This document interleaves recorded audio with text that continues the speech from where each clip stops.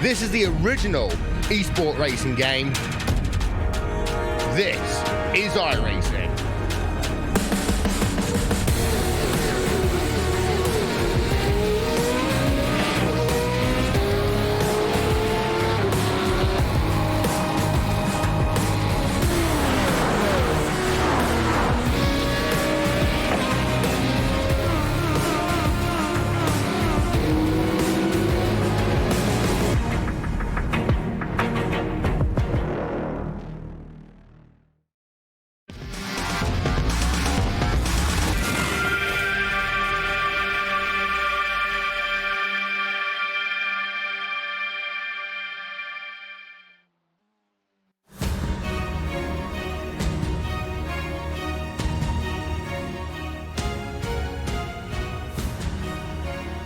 Hello everyone, and a big warm welcome to this season's edition of RaceSpot TV Friday Primetime here on the iRacing Esports Network.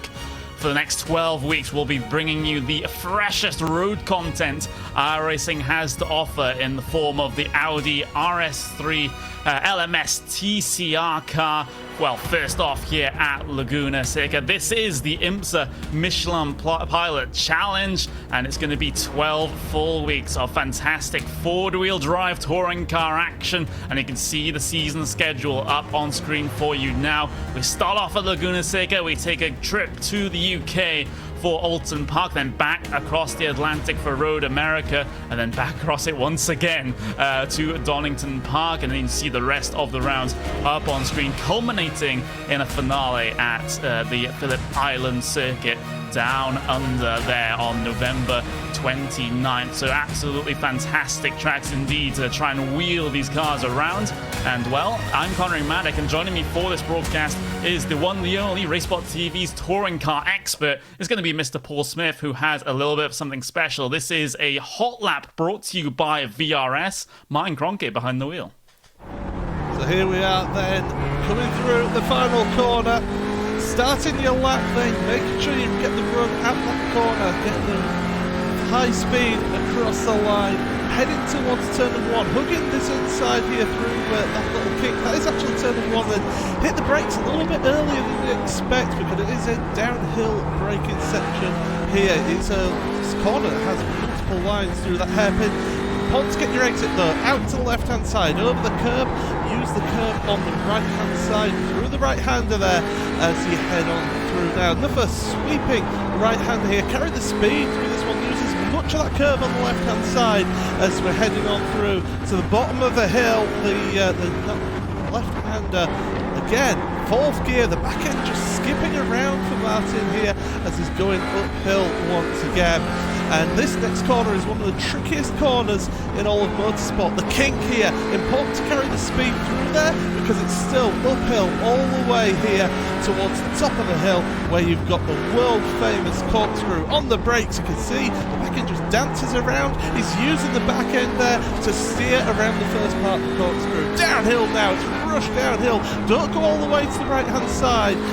One sweeping left-hander, get it over to the left now for the penultimate corner. Again, quite a quick right-hander here, using all of the track there, and then out to the right-hand side, hard onto the anchors. Third gear in this Audi, through that last corner, and across the line. Thanks to VRS for providing us that hot lap there for you, Connery. Yeah, absolutely, and of course, multiple-time iRacing World Championship Grand Prix Series champion of Martin Kroenke to bring us a lap there in the tin-top machine that this Audi LMS TCR car is, as we see some of those scenic shots over our today's venue.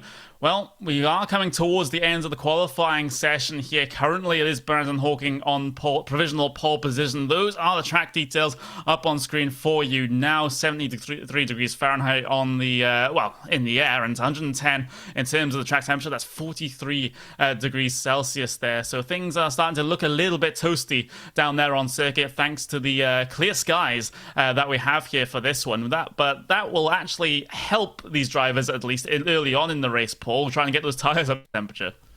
Yeah, absolutely. These drivers having to get used to the new tyre model, so the tyres won't come into for the first 3 or 4 laps before you really start seeing those fast laps coming on. But certainly it's going to be a tricky track, this, difficult to overtake at. Very, very difficult indeed. So your drivers are right now forming up for your grid, and it looks a little bit like this. Brandon Hawking, pole position there with a 130.317. Very slightly ahead by, well, that's going to be 15 thousandths of a second ahead of Joshua Anderson, who will end up sharing the front row with him. Cedric Nebelzek will line up P3 with Jason Stenny in P4. You look further back and you see Sebastian Dunkel there in P5 with Osin Walsh in P6. Gresham Vogner there in P7 with Tim Graven lining up in the 8th grid spot here today. Victor Albalan there in P9 with Daniel Campos rounding out your top 10 positions on this starting grid. You also have Nicholas Short there in P11 with Simeon Lynch in P12 with Jamie Wilson there, the Team Chimera driver, making the top split. He starts P13 here in this one. Jorge Augusto will start himself in the 14th spot. David Garrido Sanchez will start 15th with Marcus Girac in P16. Pierre Verne P17, Corentin Gunez in P18 with Ton Janssen rounding out your 19-car field here today. He did not set a lap time in qualifying, so that's to start right at the back of the grid here today. Having a look at the separation in terms of qualifying and the lap times, well, it's P1 to P13 separated by just 1 second here, Paul. Yeah, I mean, it's a fast and frenetic lap around here at this WeatherTech Raceway Laguna Seca, as the drivers now getting themselves out on the warm-up lap here. They've got a difficult task here to try and get as much heat into their tyres as possible while behind the pace car, but it just goes to show the level of competition already in this car is going to be it's mouth-watering for me. I'm looking forward to this. It's finally after, well, I joined iRacing in 2012, I finally got a touring car in the service. I'm absolutely loving this, and this is going to be sensational to watch. Yeah, this is going to be absolutely brilliant. Just a little bit of time before we get the green flag here at Laguna Seca. It is one of the older tracks here on iRacing, so we will be getting a full pace lap. Some of the drivers will be thankful for that. More chance to get some of the weaving done, and you got also the burnouts that a lot of drivers were trying to do, especially when it comes to the outlap in qualifying, trying to get the heat into those tires. And well, if anyone in the stream has tried the new tire model, I bet most people have, you'll know that those cold tires are very, very lethal. Yeah, absolutely. I mean, it's so easy to go straight on at turn number 1 with those cold tires. It's not just the tire temperature itself, it's the fact that the pressures take a while to come into the tire as well. So they've got that combination. You can hear Joshua on the accelerator, then the brakes, accelerator, brakes. So he's trying to get as much energy into those tyres right now, but you'll see a sketchy few laps to start this race here, but they've had since Tuesday to be getting races done around here, so they've got plenty of practice in. I'm sure a few of these drivers will have been having more than just 1 or 2 starts in this car. Yeah, as drivers, keep gaining experience with this car, keep getting used to how that front-wheel drive system works with the new tire model. But there we go, down on towards the pit lane goes the pace car, then field under the control of Brandon Hawking as they round around the final corner. And Hawking, he decides to go very, very early. We are green flag racing, we are TCR touring car racing here on RaceSpot TV. A good jump for your race leader, but it's a big battle here coming down in towards turn number 1 for P2. Nebelzek on the inside of Anderson. There's almost a bit of contact between the two of them in towards the Mariangati hairpin for the first time. A little bit further back, you have a bit of leaning going on. Tim Graven and Gresham Wagner were side by side through the first complex. There's a car that's just slightly wide into the dirt right at the back of the field. No one having any big dramas just yet as your leaders will file. Then you have 3 wide further back in the field though, Campos, Lynch and Augusto, but they'll all sort out their differences by the time turn 4 arrives. Yeah, absolutely. Battle for the lead then. Hawking having to try and hang on to this one. Nubelski getting a good launch off the start of this one. We've got a car off into the gravel further back. That's Augusto, but you've got a new leader here, Nubile. What a first lap from him. Yeah, absolutely brilliant stuff. Starting from that second row of the grid, gained 2 positions already by the time half a lap is done, up into P1. So you can see that Team RSO car leading the pack around right now, and Brandon Hawken trying to give chase, but Nubile has had an absolute monster of an opening lap here. He's got a good couple of car lengths gap back to second place already. So we'll have to see if Hawken's able to close that one up. But in towards the final corner here for the first time, one of the big braking zones here at Laguna Seca, where you can have it, you sling it down the inside if you're close enough, and cross the line to complete lap number 1. Then your race leader has about 6.5 tenths of a second gap over P2 at this stage. And now coming down in towards turn 1 for the second time. No big moves being made. A big concertina, in fact, though, for that final podium spot between the likes of Anderson, Stenny, and Dunkel all in this train. Yeah, absolutely. Dunkel at the back of this one there. See how these drivers having to be a little bit patient on the throttle, but they do have to keep some throttle on though around the corner. It's going to sound odd, but you need throttle around the corner to pull the front end of the car around with the differential on this car around those corners. So drivers attacking the curbs here early on. They're really trying to get a feel for this one, as we've lost one driver further down. No, just a few issues. Daniel Campos battling away side by side with Augusto, sorry. Yeah, absolutely. A bit of contact in towards the kink. That's Augusto pushed out all the way wide into the dirt and into the gravel. And, well, what's the usual advice to try and save these front-wheel drive cars, Paul? Bury the throttle and just go for it. That's what you do. That's the beauty of these cars. We've got a slow down penalty for the Craig's setup shop car, Team Graven then.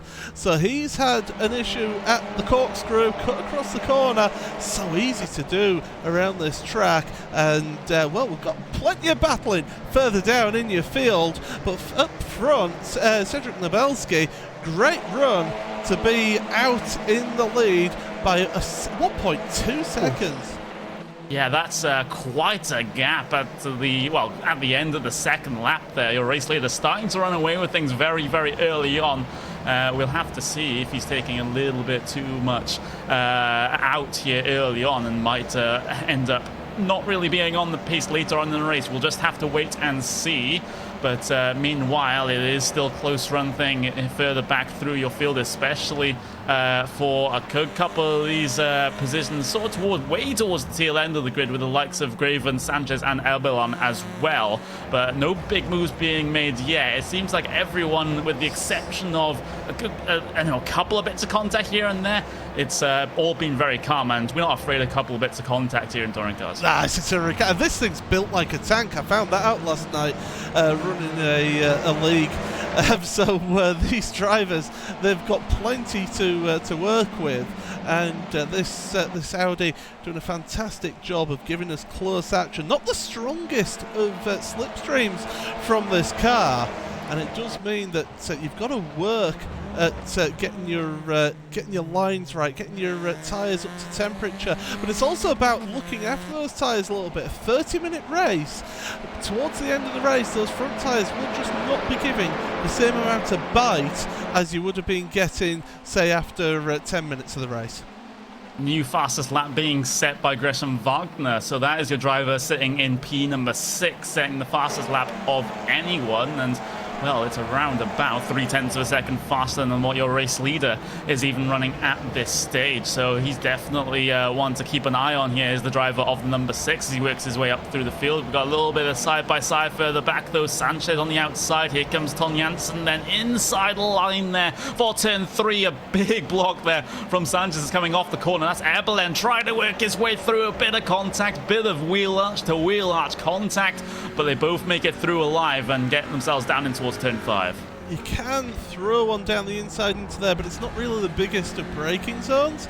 So Avalon just deciding, do you know what, I'll hang back for the time being, get the good run through the kink, Here we go. Look at that line through the kink. Much better than the driver in front. You can see the run that he's got, and he's having to go to the outside, heading in towards the corkscrew.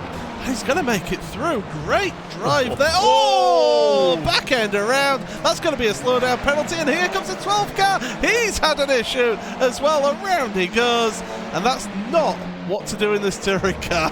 Yeah, it was a big, bold move at the corkscrew, going around the outside for the first apex. Such commitment, and a little bit too much commitment, it has to be said. You can just see the driver ahead having a good couple of issues. Shunt there, shunt to Campos as well. He spins all the way around and gets cycled towards the back of your field. It does cause a little bit more carnage behind as drivers had to scatter across the racetrack to try and avoid that one. So big drama inside your mid-pack here today. And we do have still that battle at the front of the field. Not immediately at the front, it's just the battle for the final 2 podium spots here. Joshua Anderson in P3 trying to track down Hawkin.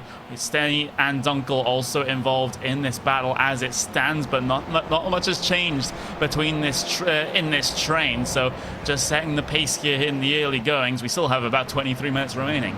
Yeah, plenty of time for this one yet. So, anything could happen in this race. And, well, touring car racing, we've seen what can happen here early on as they're going into the corkscrew once again. Look at the amount of dirt and dust that's getting dragged on to the track as well at the corkscrew. So these drivers are pushing the limits of the track here, and showing how difficult it is to overtake around here as well. There's not that many opportunities to overtake, but certainly keeping pushing hard. You've got to think the long game here, especially if you're going for that top 3. Yeah, and since, of course, you have done a good couple of races already here in these cars, Paul, maybe you can shine a little bit of light in terms of the late race performance of some of these cars, because we have had, a couple of drivers say that these tyres, if you go and abuse them this early on in the race, then they do come back to bite you by the time the checkered flag comes out. Yeah, absolutely. We've got the positions gained there. Look at that Nubelski into the lead and sit up 2 positions.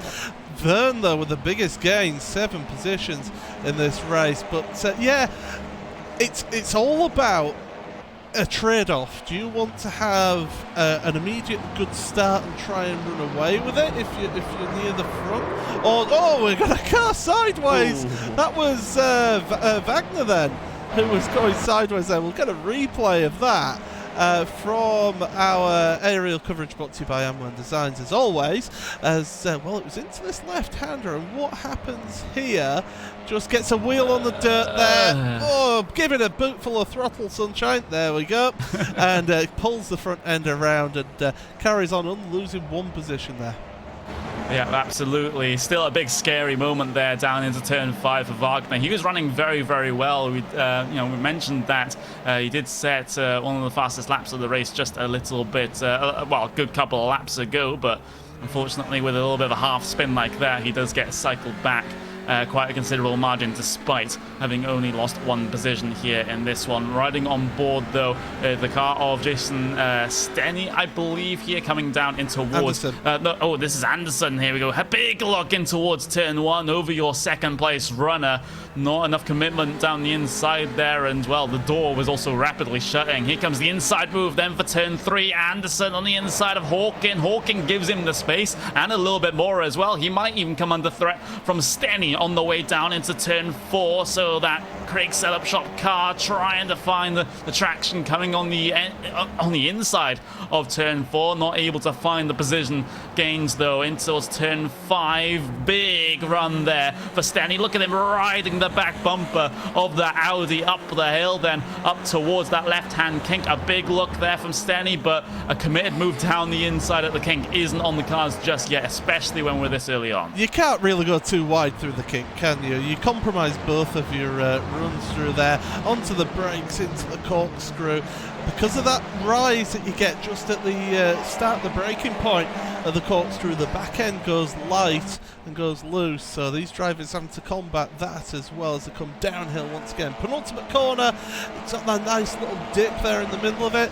That means that you're able to use that to your advantage. But Stenny, he got the fastest lap on that last lap. The fuel's starting to get burnt off here now, so these drivers and the tyres are up to temperature and pressures now, so we're now getting to see the true pace of these drivers. And well, another fastest lap this time for Anderson, a 30.2.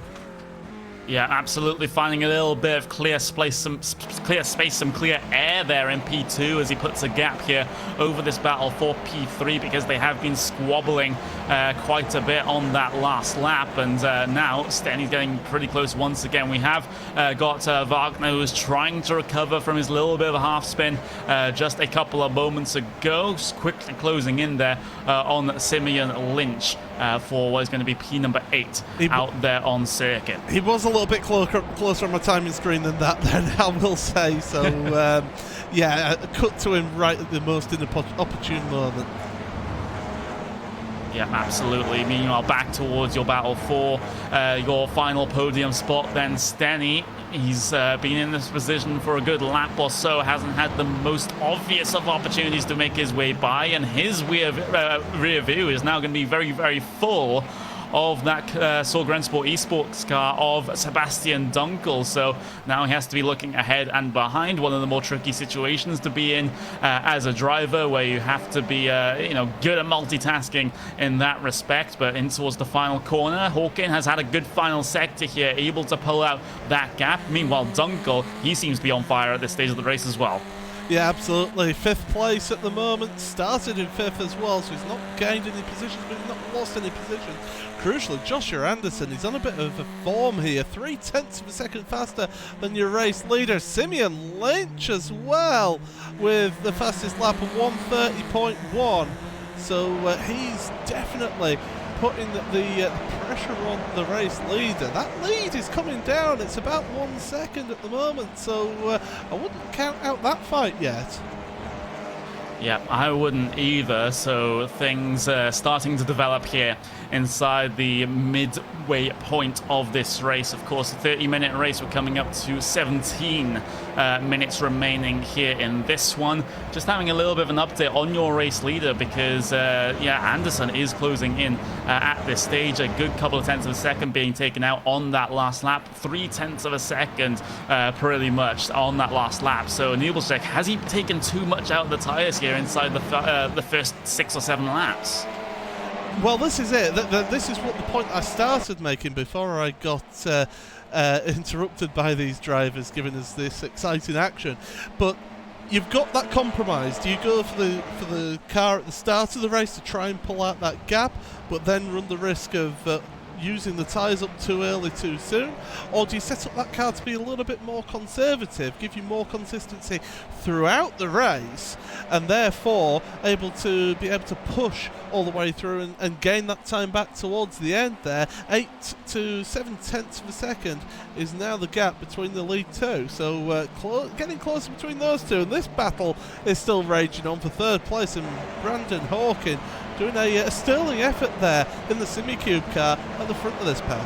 Another 0.4 of a second gain there on that last lap by Joshua Anderson when it comes to your race leader. And while he's starting to very much pull away from this battle here for P number 3, Brandon Hawkin trying his best to pull a gap in between himself and the cars behind. He's doing a decent job at it right now. He's keeping the threat neutralized that Stenny and Dunkel pose right now. I think in Stenny's head that he's going to be more concerned about Dunkel behind, because he's been looking infinitely more threatening in that Sorgrensport esports car. And then on the way up towards the Corkscrew there, not really the best of runs there through the kink for Dunkel, so he's not going to have any opportunity here here in towards the Corkscrew, but goes very deep on the brakes indeed.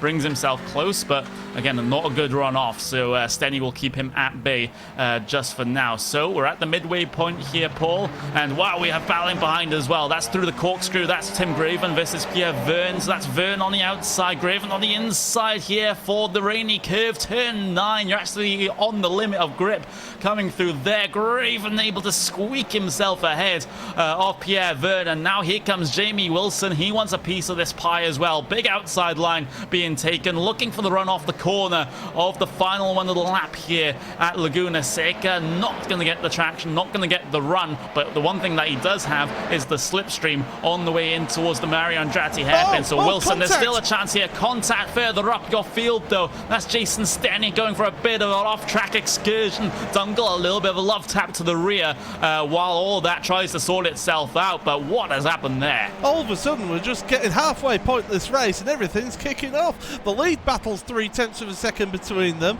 You've got this battle has got a bit of door rubbing going on. You've got the battle between Pierre Vern and Jaime Wilson. That's still going on. All of a sudden, this race has really come alive here in this one. And this is what we were expecting here. Wilson with the race spot logos on his car, so can confirm 0.2 of a second faster a lap, but bouncing over the curb there. You can see how light the rear end of that car is. Those rear tyres there only to keep the back of the car from dragging on the ground. And here comes Avalon now as well, and Wilson. So this battling further down isn't going to end quite yet. Yeah, Avalon trying to find the braking point. There's contact. Jaime Wilson swings that car back around, doesn't spin right around. He still will have to take a slowdown penalty going across the Corkscrew like that, but he will live to fight another day. Meanwhile, there is your race lead battle just going by on the pit straight there. There's contact behind though. A driver heavily into the wall. Sebastian Dunkel, huge moment. And Oyson Walsh as well was involved in that one. Craziness happening here. We'll have to get a replay of this incident. We'll cut to the lead battle if we need to, but it was a late move into the final corner from Wilson. He kept his nose in there. Now what happens with Dunkel? He's just trying, he's coming across.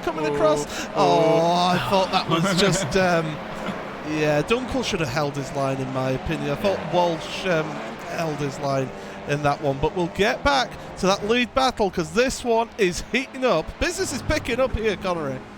Yeah, absolutely. Nubile not finding the pace here in the mid-race. A very good run through the kick for Anderson, trying to find the cars with the space on that inside on the way up towards the Corkscrew. Unsuccessful in doing so, but that Team RSO car seemingly not as quick as it was in the early stages of the race. Really starting to struggle now as this race goes on, and Anderson starting to come alive now. He did start on that front row. Don't forget, he started P2, but he wants that top step of the podium here inside the final 12 minutes of this race. On the brakes then in towards that very slow final corner of turn 11. We are battling behind though. Lynch has just been able to get himself past Jason Stenny in the background, but we'll keep with this battle for the race lead then. And well, Joshua Anderson, it's a big inside line defensive move there from Nubile down into the hairpin, and Anderson, you can just see how close he's keeping that Team RSO car, completely just keeping that nose of the car pressed right up against this bumper. Big send towards the inside for the race lead then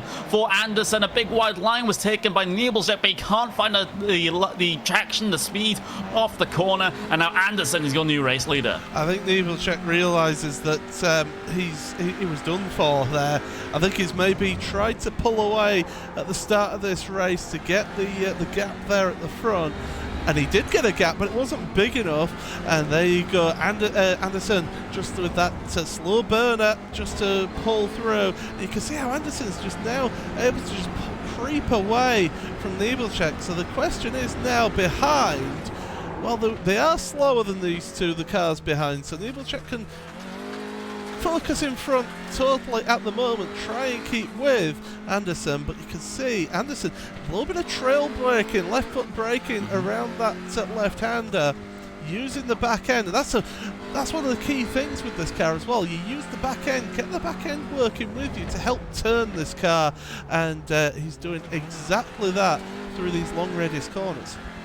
Yeah, I mean, even the slower ones as well. He was braking all the way to the apex there, trying to get that car turned around there for Anderson. Seems like it's working well for him at this stage. Meanwhile, a little bit further back, you have the battle for P10. This is Vern versus Augusto. So Vern going to be on the defensive here, perhaps, in towards turn 1, because Augusto kept it very close coming off the final corner. So we'll see a big send outside, inside line here for Augusto. Which one does he choose? Angles towards the inside, doesn't go deep enough on the brakes to be able to slot his car in. A bit of a love tap through the middle of the corner, which is what we love to see, and Vern stays ahead. I don't think Vern will appreciate that, but yeah. Well, we love to see it. He probably doesn't. It was the smallest of touches. It was just a slight rub, that's all. But that's what you expect in touring car racing. But yeah, these drivers, even though they're down in 10th and 11th place, still battling it out. Looking forward, actually, a battle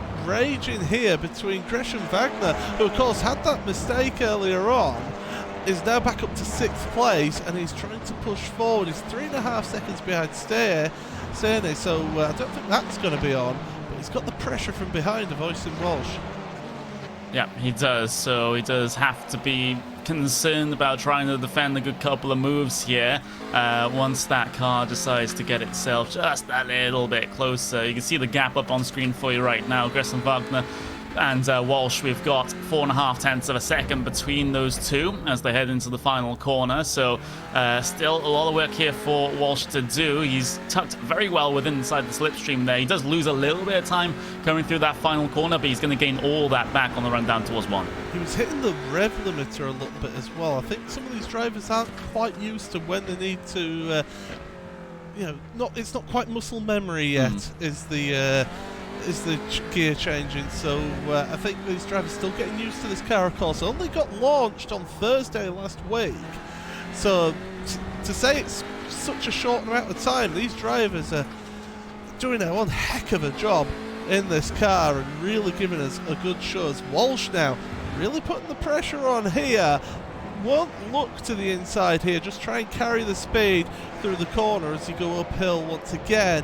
But Walsh putting the pressure on, and that's what you can do around here. He's got enough of a gap behind to just keep that pressure on here through the kink up towards the corkscrew once again. Don't think he's going to be close enough this time into the corkscrew to be able to make anything out of this one. Just has to stay in line for now.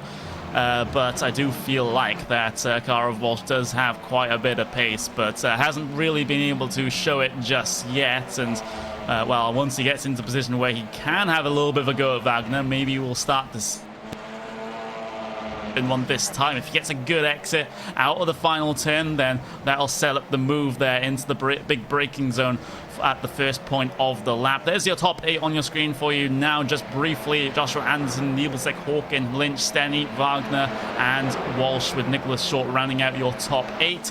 But Walsh then in towards turn 1, gonna have a little bit of a look, but he won't commit to the move down the inside. It was just a big, body language, just a little bit of a message sent there to the car ahead. It's like, yeah, I'm ready here, I'm ready to race. I'll bring it back here on replay, going into turn number 1, and this is Simeon Lynch, who's been able to get up into 3rd place now ahead of Brandon Hawkin. And it's just a move down the inside into the hairpin there, double apex hairpin. Nicely done there. So obviously set up his car towards the end of the race. Started 12th place, up into a podium position, Simeon.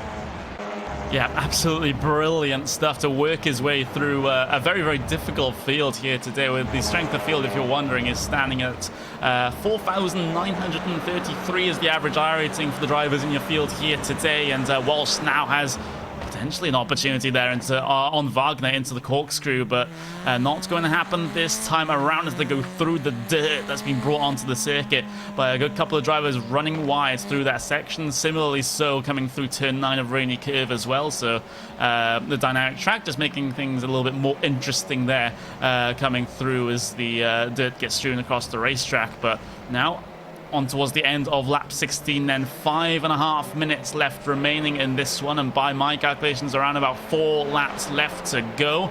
Joshua Anderson as your race leader, well, he's being kept honest right now by Nubile, so he's been able to at least find some form of pace here behind the wheel of that car for the latter portion of this race. But with the lap times he's been running right now, I don't think it's going to be enough for him to reply in terms of the race win here today. But we still got these great battles here in this mid-pack, and this is one of them. Vogner versus Walsh, P6 and P7. You can see on the lap time deltas, though, that Walsh just lost a fraction amount of time there, just half a tenth of a second on that last lap, but not really going to matter in the grand scheme of things. No, absolutely not. We've got another close battle behind as well. That's Graven versus O'Short into the left-hander here, and trying to get the cutback is O'Short, but that's not going to work at that point. So two drivers pretty close together here for 8th and 9th. Not that far behind that battle for 6th place. It's really heating up here now. Walsh going on the aggression. Yeah, big move, or big look, shall I say, coming up into the corkscrew. But I have to feel that he's not really, you know, it's sort of in that awkward situation, Paul, where you get that slight run, you feel like you can go for it, but again, it's just still a little bit too far back, but not this time in towards turn 1. A lot of space given there by Vogner on that outside line. He won't have the best of runs off the corner either. He tucks back in line into the slipstream to give him the best chance possible at repassing his competition into turn 1. Outside, inside, gets caught in 2 minds, and that means he just has to back out with a move. That's Walsh through. Yeah, I thought that was a little bit wide open, a bit of a gimme there for Walsh, but maybe Vogner thinking the bigger game. Although saying that, Walsh on for a big iRacing gain here. Car number 19, he was the 19th car on the grid of this 19-car grid, and he's up there in 6th place, so he's going to be feeling really good about this race. And we've only lost 2 drivers in this race, Sebastian Dunkel and Daniel Campos, so 17 cars still running in this 19-car field. That's a good attrition rate here, considering it's our first week of the Friday prime time covering the IMSA Michelin Pilot Challenge. Yeah, absolutely. Everyone keeping it clean, and the bits of contact that we have seen, or most of the bits of contact that we have seen, have been par for the course for TCR Racing. So great job to the vast majority of the drivers in your field. Sebastian Dunkel will be, well, you know, he'll be thinking maybe my instant was, wasn't the fairest of ones coming down the pit straight, but he did come across and try to push the driver towards the pit wall in that situation. So that instant was more of his own doing in that one. But 5.5 tenths of a second between Walsh and Vogner, and now Vogner trying to keep up with his competitor after Walsh was able to get through on that previous lap, but it seems like he's starting to fall away here in the late race as well. Absolutely. Once again, positions gained up on the left-hand side of the screen, so you can see how things have changed throughout this race. And Lynch up to 9th place here in this one. Fantastic drive from him. Vern up 6 positions, Augusto up 4 positions as well, and your first and second place up positions as well. So Hawking, not the best start here in this one, down in 4th place, and he's just seemed to have fallen away in this one because he's, 2 seconds behind 3rd place now, Simeon Lynch. He's really not had the pace in the second half of the race here.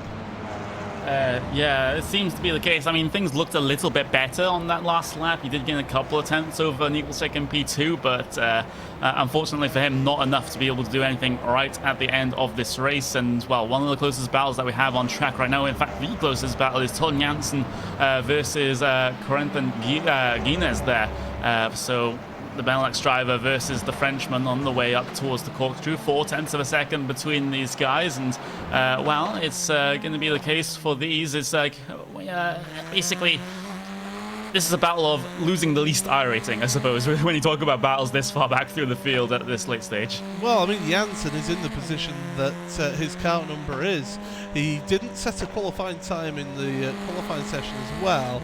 So I think Jansen's just maybe getting used to the car a little bit still, and look at how close Geena is now getting to the back of that car. But timer is running out. In fact, we should be on, I think, the last lap of the race. Or maybe it's going to be tight. Yeah, it is going to be tight. I think 36 it will be seconds. The last one. Yeah, I think this will be, my timing screen is saying so, but sometimes that has, baited me on more than one occasion, so I won't say things are final right now. Yeah. I mean, that wasn't me, No, that was Will, but there we go. But yeah, sometimes these things do fail us, but I think this, with 15 seconds remaining and Danson's just coming into the corkscrew right now, this is the final lap of the race. So what a performance then from Joshua Anderson. He did fall back a little bit on lap number 1 of this event. He started on that front row, but he's able to recover it through the middle and towards the end of the race, just taking it a bit easy in the early going, and he made those tires survive all the way to the end. Into the final corner then for Joshua Anderson. One more traction zone to go, and it's a straight run towards the finish line here. Joshua Anderson wins your first ever TCR race here on RaceSpot TV in the IMSA Michelin Pilot Challenge. Cedric Nubile finishes in P2 with Simeon Lynch coming across the line. A fantastic performance for him. Starting P12, he gets himself up to P3. A big close run thing across the line further back through the field, though. We have a battle coming out of that final corner, though. Jaime Wilson just able to hold on to that position over Pierre Vern there, and gets himself up into P number 11. And then further back, the battle between Hansen and Geena results in Hansen coming across the line first, narrowly over his competition. So that is everyone across the start-finish line. Now we are done for our first race. Yeah, absolutely loved that one. It was brilliant to watch, and well, we've got another 11 weeks of this, Connery. Yeah, I'm definitely looking forward to it, especially with some of the battles that we had in the early goings of the race. But those are the official race results up on screen. Joshua Anderson wins by 1.6 seconds over Nubile, and Simeon Lynch comes home on that final podium spot here today. Brandon Hawkin, your pole position sitter, only good enough for P number 4 when it comes to the actual racing here today. Jason Sterney finishes in P5 with Austin Walsh finishing in P6. Gresham Vogner finishes 7th with Tim Graven in 8th. Nicholas Short will end up in P9 with Jorge Augusto rounding out your top 10 positions. Jaime Wilson finishes in P11 with Pierre Vern 12th. Victor Avalon P13 with Tom Jensen in 14th. Geena, we've got Garrido Sanchez, Jerac Dunkel, and Daniel Campos rounding out your 19 car field here today. In terms of the finishing results, we will take a short break here on RaceSpot TV and on the iRacing Esports Network, but join us in a couple of moments' time where we'll have a little bit of a chat in terms of a post-race show.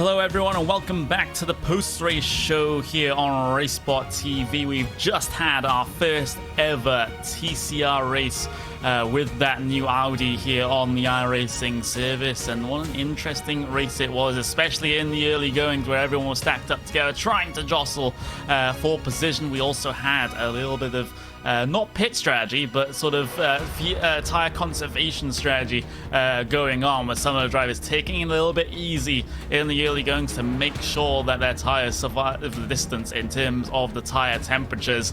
And well, Paul, I think that's a decent advert for the new TCR car. Absolutely, it's given us some great racing there in this one, and the season's only going to get better as these drivers learn more and more about the car. And you're going to see those that adapt quickly up to the front now, but you maybe see some other people start coming through in the fields as the season goes along. Yeah, absolutely. And we do have a good couple of drivers in getting themselves ready to do an interview. We'll just bring Simeon Lynch up into the commentary booth right now. He finishes on that final step of the podium here, Paul. That is a fantastic run from P12 on the grid. He's standing by with you. Yeah, so here we are, Simeon. Well, starting off in 12th place, I mean, not the best of qualifying sessions. It looks like you invalidated your second lap there, but to then come through the field, storming race from yourself there. Yeah, I mean, I took an off track on turn 2, I think, so I messed up the second lap. I would have been P5, I think, if I hadn't have done that, so I would have had to avoid, getting the elbows out and coming from the field. I mean, considering I finished like 4 seconds off, I'm a bit annoyed, but, yeah, it's one of those things to learn on. Well, this is it, because it is, as we've been saying in the commentary. You won't have heard it, but this is, these guys have only had the car since Thursday last week, so you're all learning this car. Nobody's got setups. You're all having to work on setups. Just how are you finding the challenges and the of this car, especially with the new tyre model? I'm not sure really. I'm usually a quick learner, so I sort of get used to how the car handles. And I think, like you say, a lot of people are getting used to the new car, the new tyre model, how the tyres drop off throughout the race, especially in this heat as well. So, like you say, it's early days, the car's been out for a week, so a lot of people are just learning, and I expect people to get better throughout the season, really. Well, that's it. I mean, we've got a really sort of varied season. We've got Alton Park coming up next, which is my all-time favourite track. How are you sort of looking at that? Because, British track, British driver, surely you're going to do well there. To tell you the truth, I don't actually own Alton Park What? yet. How dare you? How dare you? Yeah, so we'll see. I might have to buy it for next week, though. There's no might. You will buy it, and you will compete, and you will do well in it. It's a fantastic track, though. But looking at the season as a whole, though, because of course it's only your top 8 weeks that count towards the championship. It's a good start to your season. How have you been finding this first week? Has it been good for you, or have you had a few sort of little nightmares along the way? No, it's been pretty good. Like I say earlier, a lot of people are getting used to the car, so I've just been trying to take advantage of, people who are struggling a bit. But yeah, we got some good tracks coming up, really. Like Donington, even Monza, really. I know Monza's going to be really tough, so yeah, it's quite varied, the schedule. Well, I mean, thank you very much for joining us. We didn't know whether anybody would join us on the broadcast here, but before you go, anyone you want to give a quick mention to whilst you're on? No, not really. I mean, pure driving school. They put out like setups and stuff for like various cars and stuff. So yeah, they did a good one this week. Well, thank you very much, Simeon, and congratulations on the podium result. Alright, cheers. Back to you, Conroy. Yeah, there we go. A big run from 12th place on the grid into the final step, or onto the final step of the podium there for Simeon Lynch. He has a good couple of Twitch fans in the chat, which is nice to see. But we have another driver waiting to get themselves an interview. It's Ocean Walsh, or as his, basically that's his alter ego, I suppose. It's Dave Walsh in the commentary booth. And, well, you ended up finishing P6 here today, exactly where you started, but you still had a decent battle with Vogner towards the end. Yeah, it probably could have been better. I didn't set a great quality lap. I probably could have had a couple extra tenths. And then the race, I got hit in turn 1, which I think lost me a couple spots, but it wasn't too bad. I was still able to recover. I think I had fairly good pace. I was maybe 3rd or 4th quickest in track, from what I could tell. And then obviously, not gonna lie, I just got wrecked by Dunkel. That didn't help. I think I lost about 6 seconds from that, but for some reason and somehow got no damage. So I think it cost me 2 spots, but I mean, really, Simeon would have got past me anyway, so it was just a spot. But it was kind of annoying. I probably could have gotten Jason Staney. I was right on his door, or right in his gearbox coming to the line, so one more lap would have had him, but I'll take it since I've gained about 500 iRating this week, so I probably shouldn't complain about that. Seems to be so often the case. Just one more lap to make the move work, but the iRacing gods do not shine happily on you today in terms of that one. But with some of the interesting in terms of, well, we brought up the topic during the broadcast of keeping those tires cool, keeping those tires in good condition, shall we say, for the end of the race. It seems like you guys sometimes fight with trying to warm them up initially, and then once it comes towards the end of the race, they're starting to get a little bit too sketchy sometimes when you're pushing them hard. How is it trying to manage the car and try and keep it within that sweet spot in terms of the tire temp? I've never had a problem overheating the tires. At the end of the race, it's always fine. I always feel like I'm quicker compared to everyone else at the end of the race, but for me, I am terrible at heating them up. The first couple laps, I can always notice I'm a little bit down on pace. I just have not got them up to temperature. And I think in quali too, I'm not doing as good of a job as I should actually getting them heated up. So I think that's the most difficult part. But then once you have them up to temperature, I think they kind of stay there. It's not too hard to overheat them. It's just some people's setups I've noticed. I think it's the setup at least, because I doubt it's the driver, but I think it's the setup. And they just drop back because they've just run out of grip by the end of the race. But I've not had that kind of trouble. Would you say it's your driving style that actually allows you to do that? I don't know. I don't think I'm usually too bad on tires, but I don't think I'm usually fairly average. It might be, but I don't know, because I know I used to really burn up the front tires, and now I'm kind of scared to do that, and I always try and avoid it kind of naturally. So it might be that, but really I think it's set up, because I've been competing this week with people who I should not be competing with. Well, if you found something that a lot of drivers haven't, then you're quite right to be able to use that to your advantage and get yourself a good couple of race results here through this season. Are you looking to compete for all 12 weeks? And if so, what track on the schedule are you looking forward to the most? I probably will do all 12 weeks. I wouldn't expect to be going for a championship or anything like that, but I just like the car, so I'd say I'll give it a shot. I'm not even sure what the rest of the schedule is. I know it's Alton Park next week, which is a good track, and then other than that, I don't even know what's on the circuit or on the calendar, so I'll probably drive anything, to be honest, in this car. It's quite fun, so I'll just give it a shot and see how it goes. Well, there we go. We wish you the best of luck in doing so. That was the number 19 Walsh finishing in P6, exactly where he started there. Paul, finding a little bit of tire life in terms of the setup, driving style, whatever you want to ascribe to it, still does well when it comes to the racing. Yeah, absolutely. Great effort there. And it just goes to show how different setups and different driving styles can affect the car throughout the race. And we saw some dropping off, whereas we saw some coming through towards the end. And we heard there asking about the schedule. There you go. We're having a look at it once again. As we mentioned, it is Alton Park next time out. A tricky track. It's a very tight track as well, so could see instance of plenty there. Road America, always a fun one. Long long straights there, be able to use the slipstream. Donington Park's National Circuit, that's a classic touring car venue. I'm looking forward to that one. Road Atlanta as well. A lot of people underrate that track. It is a very enjoyable one. The club layout at Barcelona, along with Mid-Ohio, and then Monza, as was mentioned there earlier on, absolute flat out, and it's all about the run out the chicanes. Lime Rock, again, that always produces really good touring car action with Zandvoort, Mossport, and as you mentioned, Connery, what better track to finish off with than Phillip Island?